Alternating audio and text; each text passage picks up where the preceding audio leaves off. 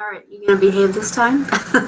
Sorry, I did a test a little bit ago and it was saying, oh, your system performance is slow. And I'm like, 11% of the entire computer is being taken up right now. So I don't know where you're getting bad performance from, but whatevs. Hello, hi, welcome to this week's recap of Once Upon a Time, Season 5, Episode 20.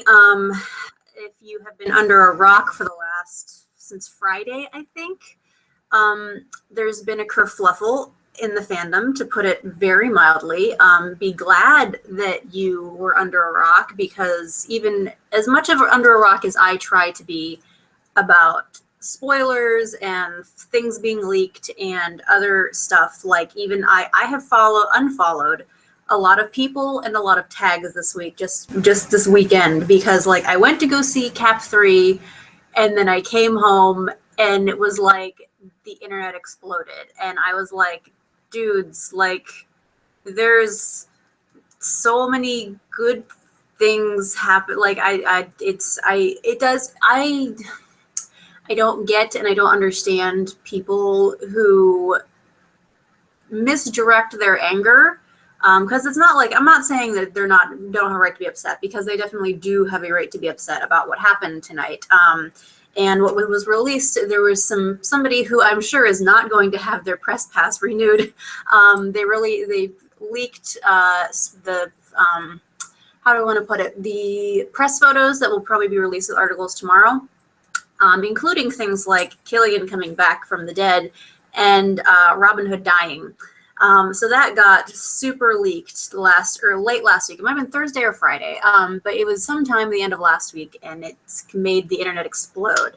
So somebody did that, and then everybody just kind of like, understandably, the Outlaw Queen fandom is very upset, and understandably, the Captain Swan fandom is very happy.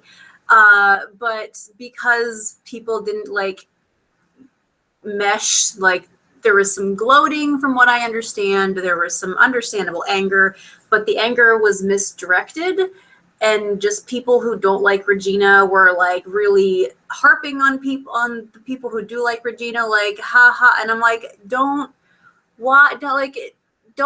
Wheaton's Law, don't be a dick. Like, just like have some compassion and some, sympathy, general human emotions, to be a nice person. You can be happy about something while somebody else is upset about something, and vice versa, without any kind of overlap. And I have personally been very stressed about what's been going on, just because it doesn't feel like people understand how to behave like rational people. And it's been very bad, and I'm kind of ready for this season to be over, so we go into this hiatus we can reevaluate some stuff, and hopefully, like, people I know are saying they're going to stop watching, or they already have stopped watching since it started to be rumored that Robin was going to die. And unfortunately, like, I have an inkling of like how he could come back, but it's very unlikely, particularly because Zelena named the baby Robin, and they like to stick to that rule of like, once you name the baby after somebody who's dead person's not coming back. So like, and it's people have said, oh, that's really dumb, like, because Neil should be able to come back. And I'm like, well, Neil was kind of a douchebag. Like, and I would like them to bend the rule for Robin, because unlike Neil, Robin was not a douchebag. I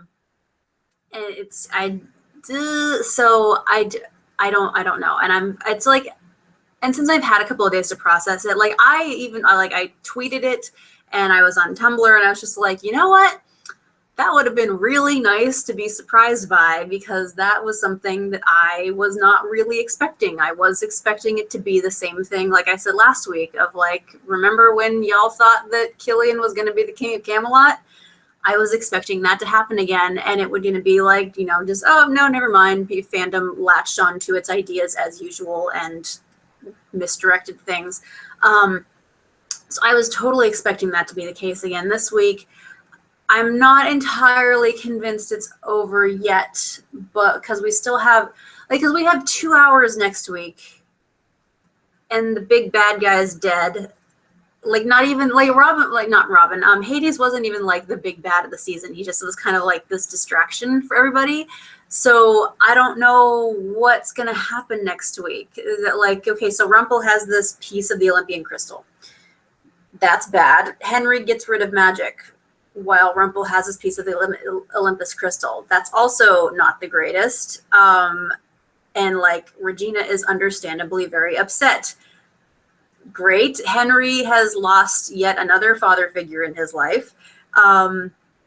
Roland, oh my God, the funeral. I wasn't even like upset because I was still just like, I would have liked to have been shocked by that. And then like the funeral happened and like I didn't start to tear up until they showed Roland. And I'm like, okay, great. Like I've like since everything was leaked, I was like, you can't just orphan Roland and like the baby, and like the baby still has Zelina, and I guess like Roland kind of has Regina, and like so like Robin is literally leaving 3 children to the father, and I'm like, you know, yes, that happens. That's not, I'm not saying that it doesn't happen in other shows and anything else, but I'm just like,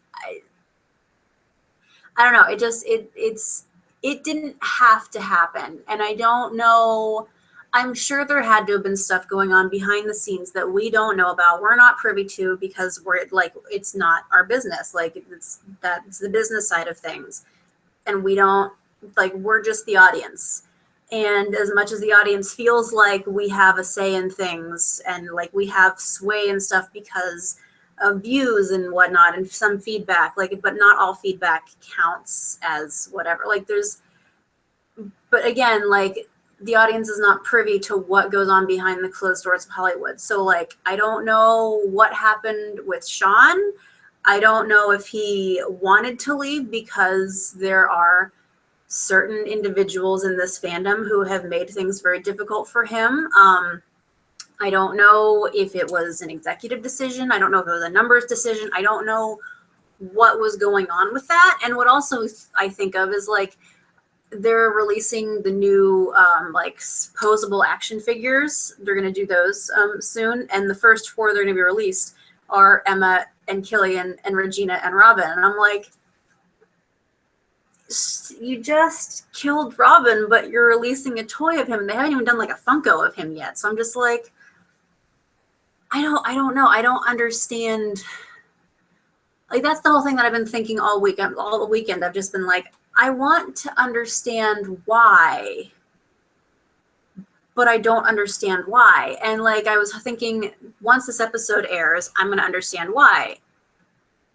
And I still don't understand why. I haven't gotten to the point of understanding why they had to kill Robin. And it's in the specifically way of it saying, once this hits you, you're gone. There's no, I'm ending you. Like, there is no spirit, like like there's no underworld, there's no afterlife. You're like no reincarnation. He's just gone. And I'm like, I just don't understand why. So like, and I just saw somebody saying that seems bizarre to make merchandise of a character you're killing off. And like, and that's not like, it's not like that doesn't happen in like every single franchise ever. Like, think of how many movies that have been released and they have all the toy line and like the big bad guy ends at it and they still release toys of the bad guy. So like, it happens. It's not unheard of, but at the same time, I'm just like, I don't understand it. And I'm just trying to understand it and I don't. So I'm like, again, I'm kind of just ready for the season to be over just because the fandom has become so unbearable about everything that I'm like, I've really taken a big step back just in the terms of like interaction, just because like certain parts of the fandom have become simply unbearable. And I have to like step back a little bit just for my own sanity and my own mental health. But like, just, we need time to like recuperate. And I don't know. I'm very confused about what happens next. which I guess, you know, I mean, there's still 2 episodes left. There's still 2 hours left. So like a lot of my questions probably could be answered, but there's senseless death, and then there's like making it seem like, I don't know. Like I keep thinking, because of the way that like Killian's afterlife, like path to the afterlife was like framed, I'm like kind of in Harry Potter mode right now because it really looked like King's Cross after, spoiler alert for Harry Potter, 9 years later.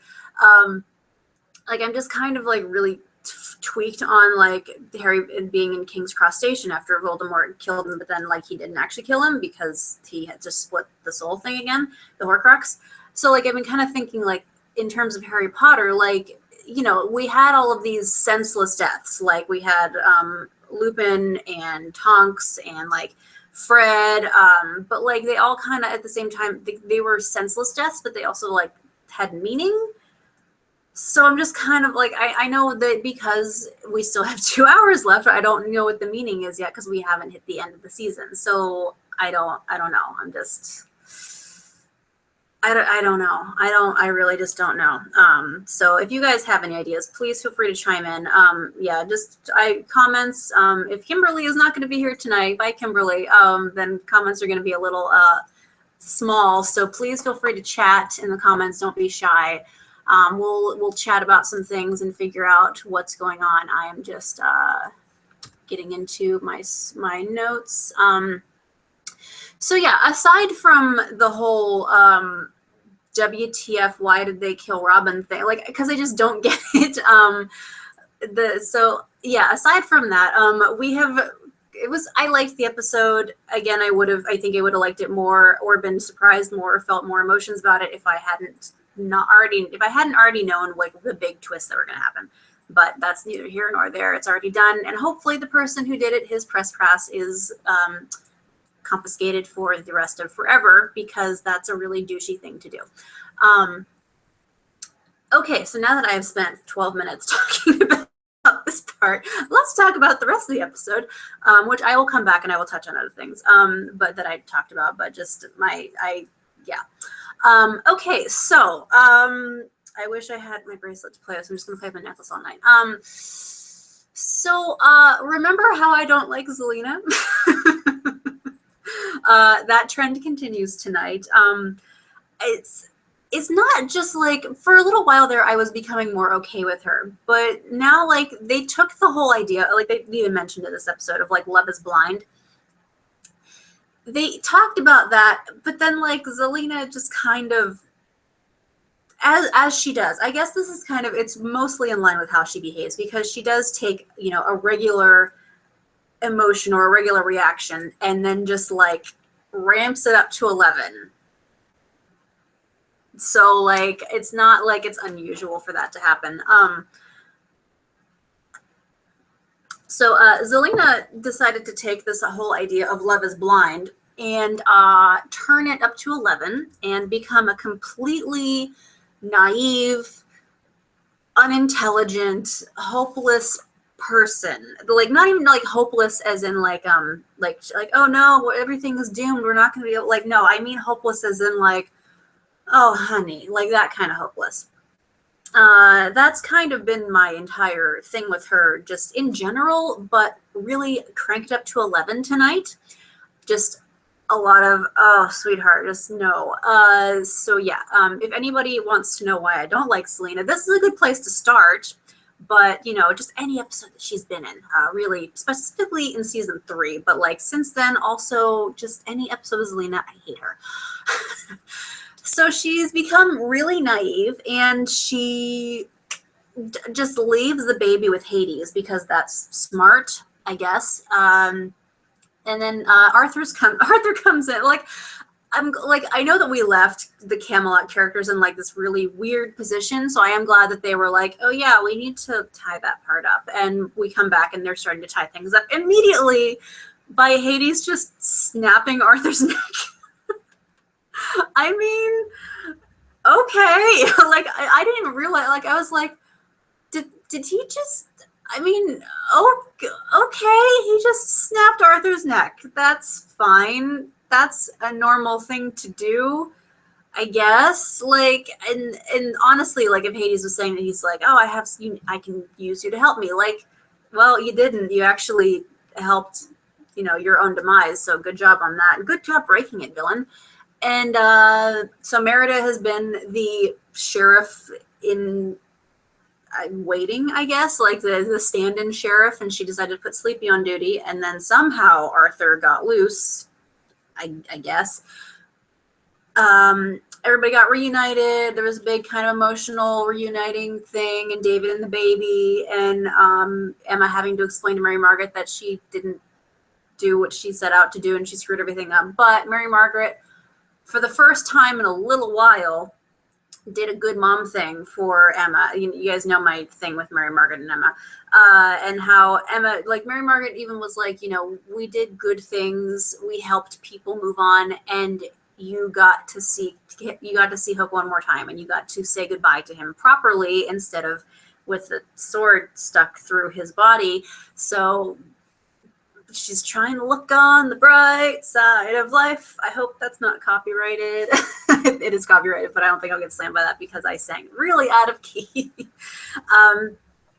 And then we have Zelina going in to chat with Robin and Regina to be like, hey, guess what? Hades isn't evil anymore. And I'm just like, oh, you're so naive. And Robin is like, no, you're really naive. And Regina is like, sweetie, you're really naive. And understandably, like, Robin is pissed about all this. And I get that. And I'm like, I'm really just glad that they got him to be angry about all of this. And just like the last two episodes, if this has to be the end of Sean being on here, I'm glad that they were able to like finish off Robin's arc of like, because he has been such like kind of a passive character, like very easygoing, and I think most of us think of him as just being this very like, yeah, we're just gonna rob some rich people and give it to poor people, and like they're just kind of chillaxing about stuff. And it's really nice that they were able to give him that anger about these things that he needs to be angry about. Like, he has been upset about the fact that, like, Zelina lied about his wife not being around, like his wife actually being dead. Like, Robin just gets to be a very sweet character. So, like, to give him this last bit of, like, rounding out of being angry and being upset about what happened to him, I think it's really good for him, that at least he got that out there and he could move on to his obliteration with a clean conscience, I guess. So he's really pissed about that. And like Regina's in like this really peculiar position because, again, Robin doesn't know that like Zelina has changed, and like Zelina is just like, oh yeah, I'm here, and Robin's just like, you've tricked everybody before, why should I believe you now? Like, they're both like, everybody is emotionally reacting how they need to react, which is good storytelling. And I things and stuff. So yeah, Zelina's really naive, and she's like, well, fine, mom and dad, I'm gonna go be with my boyfriend again, and vanishes out of there. We find out that Hades actually did snap Arthur's neck, and Arthur is in the underworld, and he and Killian have a little bit of a kerfluffle. I guess that's going to be the word of the night tonight. Word of night tonight is kerfluffle. And never has it been more apparent that these two guys look very similar. I'm like, okay, as much as one of you is a little shit and the other one is also a little shit, but I still like you, you're at least very pretty to look at. And they're both, Arthur's having a little bit of a difficult time accepting the fact that he's dead. And then Killian just kind of rolls through. He's like, all right, you're in denial. Now can we please move on to anger, regret, depression, and finally move on to acceptance, because I need to get on with my afterlife. So they have a little back and forth with each other, and then they decide to go on a begrudging quest together to find Killian's Holy Grail, because reasons, I guess. I'm not really sure. I think this part is when when Zelina and Hades were in the office, and Zelina was whining about how nobody believes her, even though it's pretty obvious why people don't believe her, and then other things happen. But all I just wrote here is people wonder why I hate Zelina, and I'm just pointing to anything that she's ever been in. So I'm assuming that that's what happened, is that she was being whiny and Hades was kind of egging her on, and that's when we first see the Olympian crystal thing, whatever. And so we have Robin and Regina doing something where he's mad at her because I just said Robin has a point. He's allowed to be pissed about this. I'm not sure what his point was, but I'm sure that he was right. Something happened, and he I was very not descriptive about my things this episode. I tried to get better a little bit later on after I realized that I wasn't being very descriptive in my notes, but mea culpa, I've made some mistakes. Oh, now we have the reminder that Belle's dad is actually the worst, because we come into the shop. We have, not the shop, but Belle's dad's shop. Mo, I think, is the name in this world. So we have the flower shop, and he's coming in with this big bunch of flowers. I'm not a botanist. I can't recognize flowers. And Rumple's there to ruin everything as usual. But instead of Rumple just ruining things as usual, we have both characters who ruin everything they touch, particularly surrounding Belle, just kind of facing off. Because he's like, oh, you can't wake her up, which means that you need me, which means that I'm not going to do that for you because it's for her own good to stay away from you. Now remember that this is the same guy who shoved his daughter into a minecart and handcuffed her there and was going to send her over the town line because that was what was best for her, to stay away from Rumpelstiltskin. I need to take Belle and get her out of this curse somehow. I will rewrite something somewhere and get her out of this curse and just go send her somewhere else. She can still have the baby, that's fine, but she can go raise that baby in Oz with Dorothy and with Ruby, and they can be this adorable polyamorous lesbian trio who raises a kick-ass child and just rules over Oz. That's how I'm going to write Belle's happy ending. Don't quote me on that because I have too many other things to do and then write that, but that's what should happen. I'm very interested to see if Belle actually does get woken up, excuse my grammar, from this curse at some point this season. I'm not really seeing that happen unless Mo has some kind of big change of heart, or if Rumple stops being an asshat. Which one's more likely? Mo not being an asshole anymore, or Rumple not being an asshole anymore? I mean, I think the scales are pretty steady on not changing at all. I think they're both just gonna keep being assholes about everything. They're the worst. Belle needs to be taken away from everybody who's bad, and yeah, protect Belle French 2016. So then we go back down to the underworld. Oh, by the way, and this is something a lot of people noticed, and I also tweeted about this, and I just really liked that because the group was very split. Like, we had 3 main areas that we were going into and kind of a 4th area if we want to talk about Rumple, but he really didn't have that many scenes. He had the one in the shop, and then he had a phone call, and then he had the end when we just decided not to scoop up Hades' ashes or anything. We just left it on the carpet or the tile or whatever.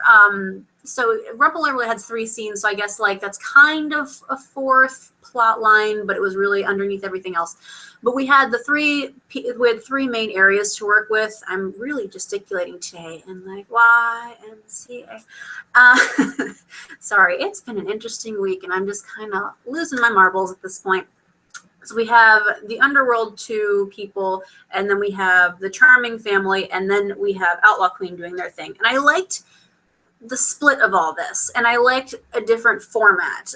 And I like the flashbacks. I like filling in backstory on things, but we are getting to the point where it is going to be really difficult to continue shoehorning some stuff in there. So I think this was a good example of how we can have the group separated and focusing on different storylines without any flashbacks involved.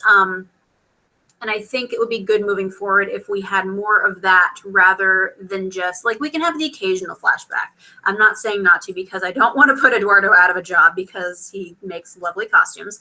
But I also would just like to see more of, like, everybody's kind of split up in the present and we have interconnecting storylines within the present that converge in the end, rather than trying to fill in the backstory. Because we have so much of the backstory already that, like, I'm sure they're going to find more ways to fill it in because that's kind of their job. They're writers. That's what they do. But, like, you know, it is nicer to, like, just say, yeah, I mean, we're just doing a storyline. We're not trying to cram stuff in like, at least, like, within the main area of Charming and Snow and Regina. Like, we know a lot about what happened in that kind of time area. So, like, if we're going to fill in more backstory, then let's go to some other characters. Let's go to Emma. Let's go back to Killian. Let's go more with, let's go to Leroy, because I would like to find out more about Leroy and Nova. Like, let's bring Nova back. So, like, there's a lot of different things that we could be doing that's not just constant. Like, there's ways to handle the splits of the show without having to constantly rely on flashbacks. And I hope that they take a strong feedback from this episode being like, great, no flashbacks, and we work with that a little bit more. There's good and there's bad, and we're getting to the point where we're like, okay, you're running on a really tight frame of reference here for flashbacks now. So, but we'll see going forward, because I'm not really sure what's happening next after this season. I've heard that there are rumors, but because I try to stay away from that stuff when my entire dashboard is not littered with it, and I finally figured out how to do the Tumblr Savior thing where it, like, hides everything that's blocked because, like, even I can still see tags. So, like, people can be like, OUAT spoilers, but then they also tag, like, missing Archer or, like, you know, Captain Swan rain kiss, and I'm just like, you're not helping. So, like, it's really not helping when I can still see the tags, yet the post is hidden. But now I figure out how to make it all just go away in general. Anyway, so that was my tangent about, like, we really should need to have more stuff in the present and work on connecting all of that together. Because we do have such a big cast that we can actually, like, have 2 or 3 concurring storylines in one episode with, you know, like, Captain Swan and Snowing, and then I guess Regina and Zelina moving forward. So, like, that can be a thing. I don't know. I don't write the show. All right, so now speaking of flashing to other directions, we go back down to the underworld, and we have Killian and Arthur searching Hades' palace thing, I guess. Now, we need to have a chat, sir. You are a pirate. You robbed kings because your entire thing was about destroying the kingdom who killed your brother, right? Like, that was the thing. Yeah, you're nodding. Good. So if you're wandering around this castle, not castle, but really a throne room, and just trying to search for treasure, you're not doing a very good job of finding what you need to find, because pirates are supposed to always find their treasure, and you have been around for a very long time, and you are a very good pirate. So I get that, like, you know, having a king along, like, you're going to be like, so you know secrets, you should tell me your secrets. And I understand that, and I respect that, and I respect the intuition that you had to ask for help, because people need to ask for help. But I feel like you should know that kings have secret hiding places in their thrones. Just keep that in mind going forward. If you need to rob another kingdom, that there are secret documents in a throne always, or jewels or something. So keep that in mind. Sorry, I had to have a conversation with Killian about his very bad pirating in this episode. But I do like that there's, like, a secret compartment, and that apparently that's where Arthur keeps things for reasons, I guess. And I like when we go back to the diner that Okay, so this scene was just delightful because first we have the blind witch being like, I smell a bromance. And I'm like, how does the blind witch know the word bromance? Because that's a little awkward, but you know. So we have that, and then we have Cruella, who is just like, please, just no, back up, because and turn slowly. So we're all Cruella and just ogling. I actually don't know how to pronounce that word. I think that's one of those words that I only read, and then I think that everybody's mispronouncing it when they say it out loud because there's two O's. So it should be like oogling, but I think it's ogling, but I don't know. So staring very hard at the very handsome men standing before her. So, you know, I understand that feeling, Cruella. So, you know, respect. So she's going to have a lot of fun with Arthur, particularly if he's going to be staying down there now and being the new king of the underworld. That was weird. And Cruella put all the happy endings of the book in the River of Lost Souls. So good job. That nice way to put Henry's work to bad use, Cruella. Let's see what else happened. We have Hades slowly manipulating Zelena. I like that. In a way, like, I hate it, but at the same time, I do like how we kind of were like paralleling the good true love couples with, you know, Outlaw Queen and Captain Swan. So like they had their cutesy moments and like the I trust you right away and I know you, and then I don't know if I can trust you because issues. And now we're paralleling other true love couples who are not so healthy and rely on manipulation to do things. And yeah, so that happened. We have Robin and Regina coming in. That's what it was. They had a talk when they were in the tunnels and they were just very grouchy about everything, and understandably so. They have another little talk, and Regina like tries to be like, you know, I know you're not ready to accept it, but just know that I am sorry that I did this and this happened. And like the thing is, like Robin gets it. Like he knows, he's pissed, but he knows because that he knows Regina, and like that's been his whole thing the whole time, is that he knows her and he understands how she works. So like he's pissed, understandably so, but he loves her and he knows that she's trying to do all these things and she's trying to do what she thinks is the right thing. And like he respects that because like that's kind of been what he's been trying to get her to do all along, is like to do the right thing, even though he's on the wrong side of the law and doesn't do the right thing all the time. But you know, it depends on which way you're looking at it of what the right thing actually is. And so like, yeah, so like he knows and he understands why she's doing the things she does, but that doesn't mean that he can't be mad at her. So like it's a balancing act of like, I'm mad at you, yes, I love you, and I am mad at you. Those two things can happen concurrently at the same time.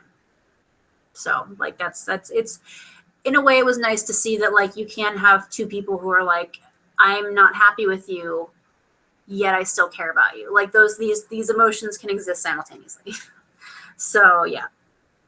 So but they do have like they don't really make up, but they do like kind of call a truce, I guess. They have a little quick couple of smooches before going in to save the day, because he's like, well, I don't have a plan. I'm just kind of going because that's what dads do. Okay. Let's see. I was really thinking, like, honestly, the thing that actually surprised me the most about this episode was that so Robin and Arthur are on this magical boat ride together, and they're going down the River of Lost Souls to try and find the book, I guess. I think I missed how exactly that happened, but so they're on this boat and they're going to find the book, whatever. So Arthur is like, what's in this? Why are there things in the river? And he goes to touch it, and Killian's like, no, don't do that, because this is the River of Lost Souls, and if you do that, then you're gonna get stuck. So don't do that. And I was really 100 because I think that was intentional, because you know, like they did have Arthur being very like knife at the throat thing in the diner. that like it was very believable for me to think like, okay, so maybe don't tell Arthur that this is gonna happen, that this is how it works, Killian, because he's gonna throw you in the river. So I was very surprised that that didn't happen, but I was also surprised at what did happen, which is that some kind of skeleton creature, that words, I don't really know what happened there, popped out of the river and tried to grab at Arthur. I keep wanting to call him Liam because that's the actor's real name. No, he popped out and he grabbed Arthur and he tried to drag him in, and then Killian got the torch and was like, and got rid of it. And then they went after the book again, but then the Wraith was there, and then more flame stuff, and then, oh no, the book's gonna go in the river, and oh no, he saved it. Hooray, saved the day. Then, so I haven't really touched on this because I didn't really write anything down on it, but like Emma's whole thing since she's been back, like she's been in a grieving mode, understandably, because she just lost her true love. And like everybody's just been like, you need to like just stop for a little bit, and you need to grieve, and you need to like process what happened, and you're not doing that. And like that, like she doesn't have time to, is the thing. Like none of them have time to do this because they're trying to do that, but like they're just telling her over and over again, like, you're too emotional, you can't do this. And Emma's just like getting more frustrated with everything, and finally it just gets to the point where they're like, so, you know, use that energy for good reason and sit here with us and help us figure out how to finish the book, like figure out how to defeat Hades. So yeah, so Emma's like, her voice broke like 4 times and she was yelling at everybody too. I was like, oh, don't do this to me. So she's sitting there with all the books, and she has the Once Upon a Time book too, and she's kind of flipping through it, and it was bookmarked on the dance from the season 3 finale, and I'm sitting there like, no, don't do it because sad things. And then she gets overwhelmed and she throws the book to the side, and she starts looking back through whatever book she is looking at. But because Killian in the underworld put the books back together, I'm gonna guess, like, since the phone call thing was a level 1 haunting, I'm gonna guess that like opening up the pages of the book that also exist in another world and like intentionally willing that to happen. I'm gonna guess that this is like a level 2 haunting. If we're gonna go on levels, then this would be like a level 2 or 3 haunting, where Killian willed the book to open and get to the right pages. And just the way that Emma's face looked, you could tell that she kind of knew that it was him. And I think that that's supposed to be read that way because later when Arthur and Killian are talking and he asks, how do you know that she succeeded? And he's just like, I just know. So I think that that was both like, they both just knew that the other was trying their best to like help him, because Killian can't move on until he makes sure that Emma is safe. So because he did that and it worked, I think that was Emma knowing that like that was him trying to keep her safe for the last time that he could. So got a little, there's ninjas around here chopping onions, you know, just the usual kind of emotional things. Let's see. So Robin and Regina are trying to ninja their way in, and they're trying to figure out how do we get a distraction. And then Emma accidentally provides a distraction, and Zelina goes out to face Emma. Hades leaves for a reason, for no reason at all, I guess. Robin and Regina go in and get the baby, and then Zeus comes back. So, or not Zeus, Hades. I don't know why I said Zeus. So Hades comes back and he has this Olympian crystal, whatever thing it is. And there's a very emotional thing where it looks like Hades is going to kill Regina, which understandably Regina is the bigger threat here than Robin. Robin is just, you know, like the father of Hades' girlfriend child. But magically speaking, Zelina is the biggest threat here. Hades fires the Olympian crystal at Regina. Robin jumps in the way to save her, which it is a true love sacrifice, because that's what true love does. That means you sacrifice for the people that you love, even if it means the ultimate sacrifice. And on the one hand, like, it still doesn't make sense. Like, I mean, it makes sense because, like, we kind of hinted all season, like the beginning of the season, it looked like Robin was going to die, and then they fought the Furies, and then, like, Emma kind of paid the price for keeping Robin alive, but then she kind of didn't, and then the Furies came. So, and, like, Robin has not been in a lot of episodes, so, like, he's kind of out of the way, and, like, it's the way they set it up, it does seem pretty final, but I still, like, until everything's over, I'm not giving up hope yet. I'm not, like, I'm sad about it, but I'm also just like, these people, like, how many times have we said dead is dead and haven't really meant it? So, like, the only person we mean it to be dead is Neil, because Neil was a douchebag. So I don't know. I'm upset.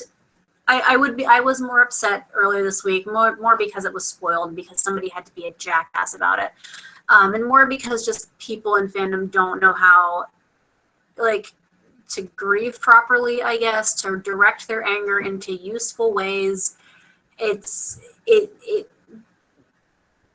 In a way, it's kind of nice that it got out of the way now, rather than now. But, like, because, you know, I already have to deal with having anxiety over the dumbasses in Sailor Moon fandom on Mondays. But, like, to deal with that on top of one's fandom being dumbasses, like, I don't know.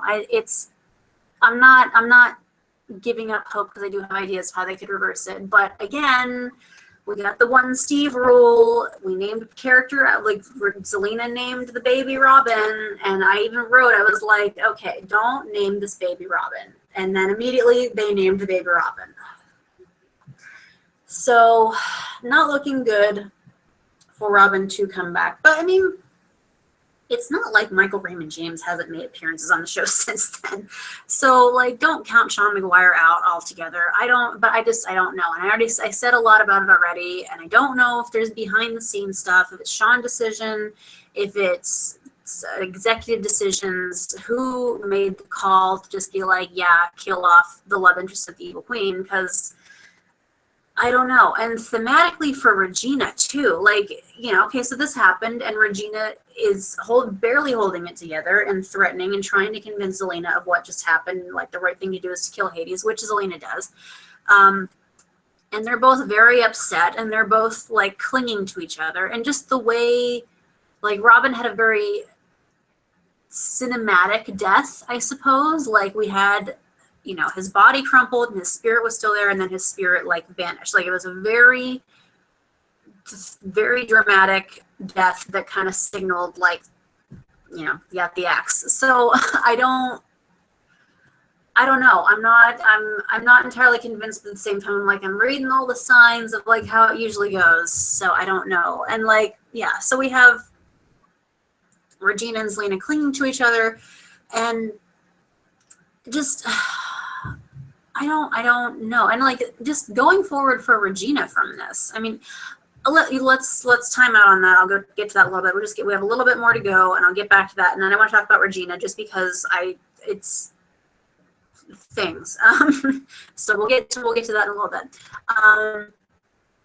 Yes, we have 2 episodes left and no big bad to deal with, so we'll see how that goes. Arthur's going to be the king of the underworld for reasons, and then Killian steps into the light and winds up in King's Cross Station because Harry Potter. I don't know, but I did like that, like, Zeus specifically phrased it as, I'm going to guide you to where you belong, which is with Emma. So it's like, I'm really happy because my OTP is together, but I'm really sad because, like, I don't hardcore go for Outlaw Queen, but, like, I have friends who do.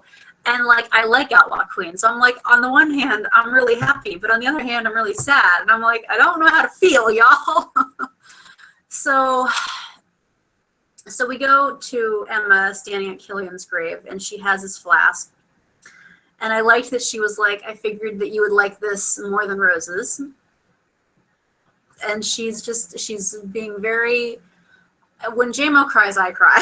So like she's being really like emotional, and she's not good with words usually. She's not like he is. So like to have her just talking, and like she kind of loses it a little bit, and she starts laughing. She's like, this is ridiculous that you're gone and I miss you, and it shouldn't have happened. And she's just really upset about everything. And like, it's really astonishing on JMO's part about it. And she knew that the pages were from him.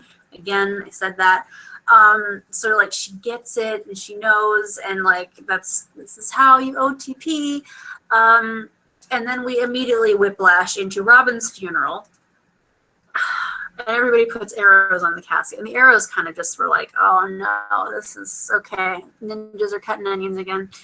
And then we had a little shot of Roland, and the thing about with like Roland gets me more than anything else. Like the fact that Roland is now an orphan twice over, kind of because of Zelina. Like I'm like, I don't like it kills me. It's killing me. Like if you think about it, the first time Roland became like, he didn't have his mother because of Regina, but like the second time, like Emma and Killian had saved Marion, but then Zelina killed Marion. So like, and now Zelina is kind of indirectly responsible for Robin's death because she brought Hades out. And like, so like Roland has to blame the mother of his half sister for not having any parents. Yay. So I don't know. Yeah, so that happened, and then the baby's name is Robin, and like as soon as like I forget which con Sean McGuire was at recently where he said I can't tell you baby's name because spoiler. I was like, is the baby's name Robin? Like I had this weird thought because I knew that the speculation was going around about Robin dying. I was just like, ah. So yeah, and like because the laws of once state that once a character is named after another character who is dead, that dead person not coming back. I don't know. I'm not giving up hope just yet, but you know, not abandoning ship, but things can happen. So then Emma, because Mary Margaret is like, or Snow, I get like, yeah, it's Snow now because she wanted to be Snow White again. And even though she kind of hasn't been really acting too much like Snow, she's still trying, I guess, but she's been off camera a lot lately, so who knows. So she immediately knows that Emma's blaming herself for it because if it wasn't for Emma, like it's the same thing with when Emma brought Marion / Selena back. Like this whole thing wouldn't have happened if she hadn't brought Marion back / Selena back. And true. So like Emma's blaming herself for it, and Mary Margaret, because she knows her, is just like, you cannot blame yourself for this. You didn't like it's the same thing. Like, you know, Zelina is indirectly responsible for Robin's death, but she's more responsible for Marion's death this time around. In this timeline, I guess we shifted timeline things around. So like Emma's placing more blame on herself than she should, but because she's the savior, she's supposed to save everybody and bring back happy endings. Well, like how many happy endings just got lost because of this? And she's gonna blame herself for it. And so she wanted a little moment by herself to just kind of like apologize, I guess, but we didn't get to see why she wanted the time to herself because a magical flash of light happened and Killian comes back, and it was such a whiplash emotional moment. And the thing that just got me the most, like they kiss and he's trying to explain, and then she's just like literally every inch of his face. Like she's just tiptoes, smooching all sides of his face as much as she can reach. And he's trying to explain, and she's like, what are you talking about? And he's like, you know, this thing. She's like, just shut up and kiss me. So like she can't even let him talk because she's like, I need to just reassure myself that you are real and you are a person. And like, it's, yeah. So I'm just like, I'm emotionally whiplashed, and I'm like, I don't know how to feel. I'm just, so yeah, so then we just left the Hades dust all over the floor for anybody to mess with. And Rumple has this piece of the crystal, I guess. So I just realized I've avoided comments this entire time. So hi, let me jump into the comments now that I've finished the entire episode, except for talking about Regina. So we'll get to that in a second. Yeah, I haven't been able to pinpoint why I don't like Zelina. She acts like a young teenager and not a level-headed one. Yeah, she does have that, like, the thing is she acts like a whiny little sister rather than like she's the older sister, but she still acts like the petulant one. And I'm just like, I don't know how or why you do these things. Like, I know why she does these things. I just don't agree with how she processes it, I guess. And it's just super annoying. Like, it's just super ridiculously annoying. Yeah, Belle's dad, the worst. Hashtag the worst. The Blind Witch definitely has a Tumblr. Though because she's blind, I bet that she has to have like, what's that thing? Isn't there like a thing where like you just highlight it and it reads something to you, or like you just enter it in and like it reads the page to you? So like, just imagine with me, if you will, like the Blind Witch has her underworld iPod, the Skull Pod, I guess. And so she's just like, she's doing the dishes at the end of the night and she has this and she's just listening to like slash fic being read to her. So, you know, there's an image for you to join that. Yeah, so yeah, the lot of shows, the first sign of conflict, they would break up immediately. So referring back to Robin and Regina's argument and like how, like, and that's something that like this show does really well for all of its couples except for Rumbelle. But like even like Rumbelle, like they keep coming back and they keep talking about it. But like the thing that keeps them apart is the fact that like Rumple does have this giant glaring thing that Belle doesn't like. So like she can be like, I care about you, but this this is not like cool. So like there's some things. So like with the couples, like they all have this point of like, I am angry, I love you, and I am angry with you. They can exist simultaneously. So that's something that this show does well with every couple. And I guess it's just another thing, like they really did well with Outlaw Queen in this episode, where Robin was like, I love you and I am angry with you.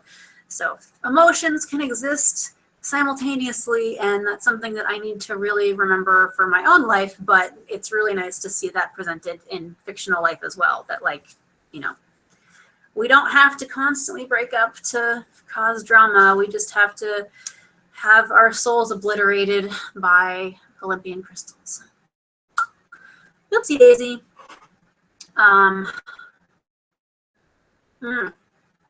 Yeah, let's not get started on Sailor Moon fandom and them largely being the reason why I haven't watched any of Sailor Moon Crystal Season 3. Like, everybody kept asking me as soon as Season 3 came back, they're like, are you doing recaps? You gotta do recaps. I'm like, guys, I haven't even done, like, proper edited once recaps all season because I've just been so busy, and, like, I'm only gonna be getting more busy as, like, this, like, everything, you know, continues with my life. Like, I don't have time. And also, like, I'm just so exhausted. Like, on one hand, I would love to be watching it with everybody else. But on the other hand, I'm like, I want to let it build up and just, like, experience it all at once and, like, kind of just be awash in my outer senshi feels all the time. But, yeah, Sailor Moon fandom is exhausting. It's not, like, they're not, like, I have the scary people blocked. But, like, they're exhausting. And I'm just, like, and it's difficult being somebody who enjoys Crystal and who enjoys, like, I like all of the incarnations of Sailor Moon. So like when people rail on certain parts of it, I'm like, I don't understand. Like I just don't understand. I don't understand it when people claim to be a fan of a thing and then like constantly harp on it. Like, you know, I know that I have my issues with once, and I know that I have my own things that I don't like about Sailor Moon. Like, we'll just put, for example, like I have talked about, like, publicly, there are many videos for you to browse if you hit the subscribe button or if you just go to my archives, whatever. And there are things that I like and there are things that I don't like. But, like, you know, overall, it doesn't diminish from my enjoyment of the thing. So like when I just see people who claim to be fans of something, but then all I see is a shrine of hate. I don't get that. I don't get when people like, and it's like, I think I just saw from the director of Ghostbusters, I just saw this quote from him, the new Ghostbusters, and he was like, geek fandom are the biggest bunch of assholes I've ever met. And I'm just like, true. Like, I don't understand people who just make a shrine of hate for things. Like, just, if you really are, like, hate watching is not healthy. If you don't like something, just stop. Like, I don't care. Like, honestly, if you don't like something, I don't care why you don't like it. Like, well, you just don't like it. You don't have to think about it anymore. It's like, just become apathetic about it. Like, it just, you know, like, I've stopped liking other things, and I just, okay, I'm just not going to watch it. I'm not going to finish reading that book. I'm not going to, like, you don't have to finish things if you don't like it anymore. And it's hard to be around people who insist on being like, well, I've invested my time into this. I need to say, like, no, you don't. You really don't. You just, like, just stop talking about it. Talk about the things that you like. Don't talk about things you don't like. Don't be an asshole. So, yeah. So to get away from fandom being assholes, the name Robin Jr., like, I think, I mean, I guess that could be, but could you, like, I don't know if there are, like, juniors for, like, it'd be Robin the Second, because, like, I don't think, like, I think I mean, this is the 21st century. I could name my potential future daughter Amanda Jr. all I wanted. And I don't think anybody would, like, people would be like that because society and gender norms, which don't get me started. By the way, if anybody did not take the Magic Mike questionnaire that exists, and because I'm pretty sure that Channing Tatum is working on his doctoral thesis about, like, gender and sexuality studies, and, like, this female centered strip club that he's, like, building in Las Vegas next year is, like, this project for his doctoral thesis. Like, I'm very convinced, because I took this questionnaire that is, like, all about, you know, what, it's very personal about, like, how a woman's mind works in terms of, like, sexuality and, like, how you view relationships and whatnot. But please go take that, because, like, you know, I honestly, next month, if June 4th, 2016, so, like, less than 1 month from now, if I don't get a birthday text on my phone from Mr. Channing Tatum saying happy birthday with a little smiley face, not even an emoji, but just, like, a little, you know, colon and a parentheses, then I'm going to be really upset, because he knows some very personal things about me. I don't even know how gender and sexuality norms, because there was a question about that on there, and it was like, do you think that society enforces gender roles, or do gender roles enforce in society? And I'm like, Channing Tatum, you are getting really deep, and I don't, like, I just, the nature of the questions really makes me think that he's doing, like, some kind of doctoral thesis, and I'm like, whoa. So that was a side note, but can girls be called junior? I was going to Google that, because I don't see why not. But, you know, like, things and stuff. So, you know, Yahoo Answers, which is completely and totally 100% correct always. So, yeah, I think it's traditional for males. That's what this says.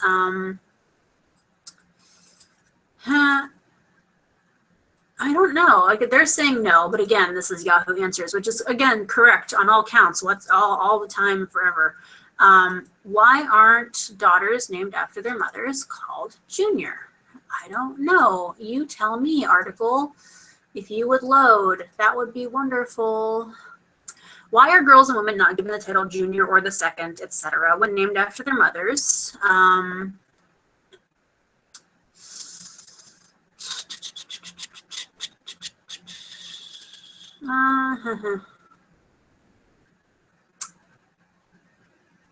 in a male-dominated world, a son is named after his father is commonplace. A daughter named after her mother is fairly unusual, and a daughter whose naming is proclaimed with the title of junior or the second betokens a woman, perhaps two women of unusual stature. So, like, I guess it's saying that it does happen, but it's very rare. Because like there's a very long, like, it doesn't even really answer the question. It's just like, surely you've heard of that well-known English woman Elizabeth II. So like it does happen, but it's just rare. So I guess they could call her Robin Jr. or Robin II. I would be fine with that. I don't know if that would change the rule of Steve, the one Steve limit, but I don't know. So, oh dear, why isn't that happening? There it goes. Yeah, so I don't know. I'm sure they could find a loophole somewhere if they really wanted to, but I'm hopeful, yet at the same time, I'm like, I know how things work on this show, so I don't know. Okay, so I wanted to talk about Regina, which, again, is not something that I usually do because I'm not by any means an expert on Regina. I don't, like, her character has always been very far down the list for me. I've only, in the last 2 seasons, come to like her. I'm very critical of her still just because she does things to my favorite character that I don't like. And also the more pissy of her fans tend to piss me off. So, like, I don't dislike characters, or, like, I will probably, like, money on, I will dislike a character or a show or fandom or anything more because of the people rather than the actual thing itself that they are a fan of. So, like, don't be a jackass and I will like the thing that you like. But if you're a jackass, then I'm not going to like the thing you like. Yeah. So let's talk about Regina and what Robin's death is going to mean for her going forward. On the one hand, I have seen some things that are saying, like, well, it makes sense for her character, or at least it makes her character have some more interest, because Regina has gone very soft around Robin. Like, he's kind of like the only, like, how we've had this whole thing this season about, like, you know, Emma around Killian, like, he's the one that makes the monster in her head go away. He's the one that took off her armor. He's the one that broke through her walls. He's the one that did all this stuff for her and, like, got her to be this vulnerable person that she is now. And, like, that has been the same case with Robin for Regina. However, a lot of that has been off screen.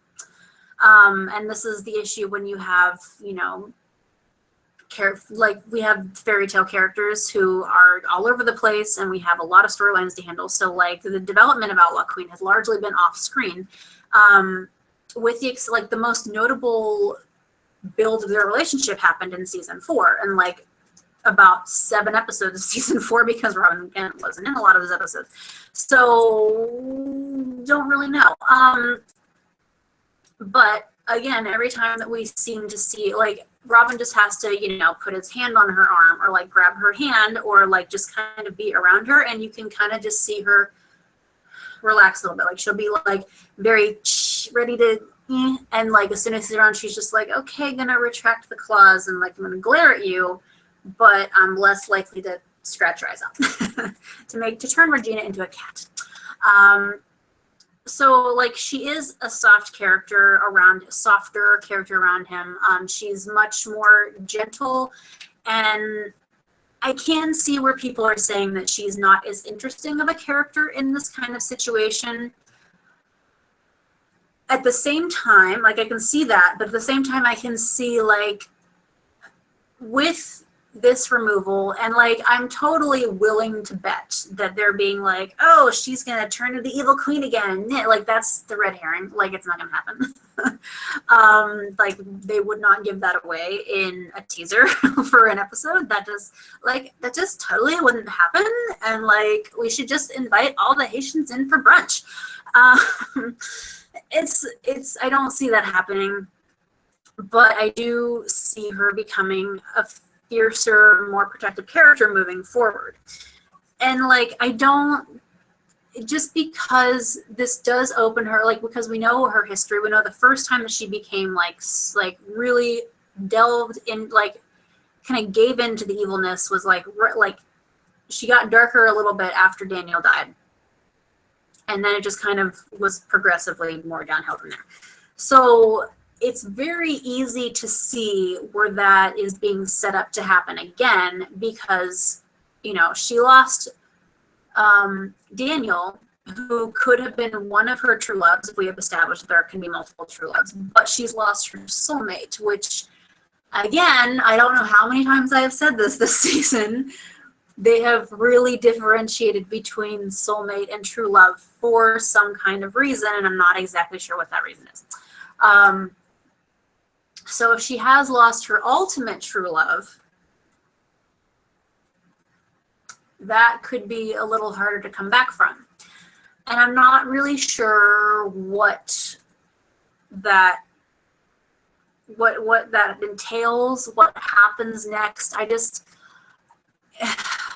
don't see her going dark again, because it's undoing 5 seasons of character development like that. And even though, again, so much of Regina's character development has been like behind the scenes since kind of the beginning of season 4-ish, she really wasn't around. Season 4B, she had more development, culminating in figuring out what her happy ending is, and that is to have her place in the world. Her happy ending isn't, like, it's been stated that her happy ending is not with Robin. Like, it's not a man, it's finding her place in the world and being content with her place in the world. So her happy ending isn't a man, it's not with Robin, it's finding her place. So what is her place now, though? Because it was assumed that Robin would be a pretty big spot in that place in the world. See what I'm saying? I don't feel like I'm making much sense. So I don't know, and I can't see this being like, I don't see this completely throwing her back downhill, because it is really unfortunate if they do decide to throw everything downhill, like just completely undo all this just because we need a bad guy. Like, we have a bad guy, his name is Rumpelstiltskin, please, you know, kill him or utilize him somehow. So I don't know. I can see things being very strained. Moving forward, I can definitely see, like, since we had the little hint of Mary Margaret being like, so, you know, this wasn't your fault, right, to Emma, I can definitely see Regina shifting some blame onto Emma, because, I mean, Regina is very bad at, like, like a lot of other people I've mentioned in this video, Regina is very bad at shifting her anger into places where it doesn't need to be. She's very bad at good anger displacement. So I could see that happening. I can see there's being some tension. But again, there's 2 hours next week. And because of the way that things are always so resolved so quickly in the show, I don't know what is moving forward for that. But, like, yeah, it doesn't, like, I've seen people saying, like, it makes more sense for Regina to kind of fall back a little bit because she's a more interesting character when she's evil. Agreed. I find her to be more interesting, but I'm also really tired of angry, bitter Regina.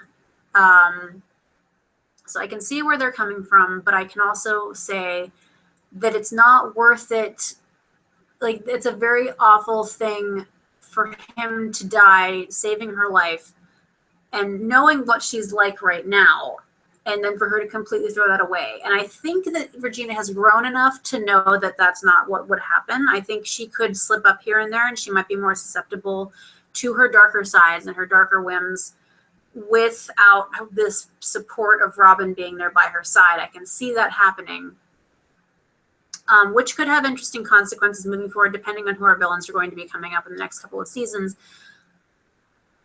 But I don't see her making the full fall back. It doesn't make sense for her characterization, particularly considering how like Regina is, you know, like, Emma's the main character, and the two supporting characters are Snow and Regina. Like, it's about these 3 women, with Emma at the forefront. And to completely annihilate one character and her character arc over all of this for a very ridiculous reason. I feel like I don't see that happening. Like, for as much as like, honestly, people can complain about the pacing of the show and the storytelling things, but like, they do a very good job of like staying fairly focused 90% of the time on these three people in particular. Like, you can even stretch it out, like, you know, they have their leading the men that stand behind them. Like, the show is about women, and like, that's always been the case. Like, every time somebody new comes in, it's probably going to be a woman, and we have all of these, like, these fantastic supporting male characters. So I guess, but if you really want to like say the show is about people, these particular people, you have Emma and Snow and Regina and Rumple. So we have the four people, and like the fifth person is a man who's the bad guy versus three badass women. So like, I just don't see the point, I guess. Like, they already did a fairly decent job of kind of retconning what happened with Rumple, and like just kind of being like, yeah, we kind of messed up in his story arc and whatnot, so now he's just going to be evil again. And like, if we get Belle out of the picture and making sure that she's safe somewhere else and happy, I can see that working out okay. But I don't know. I'm very into, like, I need to think about this some more, but I feel like aside from the happy endings, we're going to be moving into talking possibly more about what it's like to live after you have lost your true love or you don't have it anymore. Because like, we already kind of have that with Rumple and Belle, and now we have this with Regina and Robin as well. And like, maybe they could even set it up of like two different people balancing it differently, because like, obviously Rumple's going to handle it very badly, the fact that Belle doesn't love him anymore. And we have Regina, who, like, she and Robin loved each other, but they, you know, she lost him. So like, I can see them kind of balancing this around as just trying to figure out, like, how do you move on after you have lost that most important romantic partner for you? Because like, and we've already seen Regina handle it badly by turning into Evil Queen. So moving forward, we could see her handling it better the second time around. And yeah, I don't know. So yeah, I don't see them handling Regina badly, because she is one of the favorite characters overall. Like, you can tell from the writing that she's a favorite character. You can tell from the fandom that she's a favorite character. She's not my particular favorite character, but I do enjoy her a lot more, that I understand her better. But yeah, I don't see them moving backwards with her. I just could see it being, how do you handle not having that most important person romantically in your life anymore? And I could see them because it always does come down to like Regina and Rumple, like, kind of bouncing off of each other, particularly because like, it's like, I think I saw an article recently where Colin was saying, or like, it was an interview from like a Q&A session at a con, and Colin said that like, Dark Swan and Dark Hook had like this vampire relationship because like, she was his creator. So like, that's definitely could be seen with like Regina and Rumple, aside from the fact that like Bobby and Lana play it as like, are you my dad? Are you my daughter? Like, that kind of possibility thing. So yeah, I can see this being a way to like bounce their stories off of each other moving forward. But I'm not really sure. Yeah, I don't really know what's going to happen next, which is not a bad thing. I like not knowing what's happening next, so I don't like it when I can guess things easily. But I don't know. It's been, yeah. Lucas says it would totally undermine Regina's development. So yeah, I definitely agree with that. She has come a very long way. Like, we ended last season with Emma saying, you have come so far, I can't wait to go back to that. So like, yeah, so I don't see them doing that. So, yeah, I don't really know what's going to happen next, which is not a bad thing. I like not knowing what's happening next, so I don't like it when I can guess things easily. But I don't know. So I don't have anything else to talk about because I've just talked a lot about the things that I've been wanting to talk about, like fandom asshattery and a lot of things that are going on in this episode. So if anybody else has anything to add, I'm going to take a drink of water and you type things and they'll pop up on my screen. And if I don't see anything, then we'll be done. So I don't know. How is everybody doing this week aside from just general everything else? Did anybody else see Captain America 3? If you have not, please do so at your earliest convenience. It will, in fact, change your life and everything about it. I very much enjoyed Cap 3. Speaking of being exhausted by fandoms, I've been really exhausted of MCU, and like to have, like, going in, I was very just like, okay, just don't suck. Like I liked a lot of parts of Age of Ultron, but like most people didn't, and it made it very difficult to be, again, the one person who likes a thing when most people don't. It's a very difficult position to be in. So I've just been very exhausted with most of Marvel fandom, but like this really just like brought me back because I was like, the sun is shining, my skin is clear, my hair has been straightened, and everything is wonderful. And yeah, I really deeply and truly enjoyed Cap 3. So please go do that if Marvel movies are your thing. Even if they aren't really your thing, I think you could really catch along. You could really kind of pick up what's going on. But they built upon what happened in Age of Ultron and like made it better than what it was. So yeah. Okay, so if that's it, then oh no, come back. All right, if that's it, then I don't have anything else to talk about. I was going to make a video about Cap 3, but then I wrote a really long review. I will post that on the Facebook page, my recap, review, thoughts, I guess, on Age of Ultron. If you're not Age of Ultron, Civil War, because it was just very well done, and I really appreciate it. But I'll do that tomorrow because I have the week off of school, and I'm doing a lot of writing, getting some stuff done, and yeah. So thank you guys so much for watching. If you liked it, please thumbs up. If you've made it through all of this and you're not watching it on live stream, please feel free to. We meet every single week.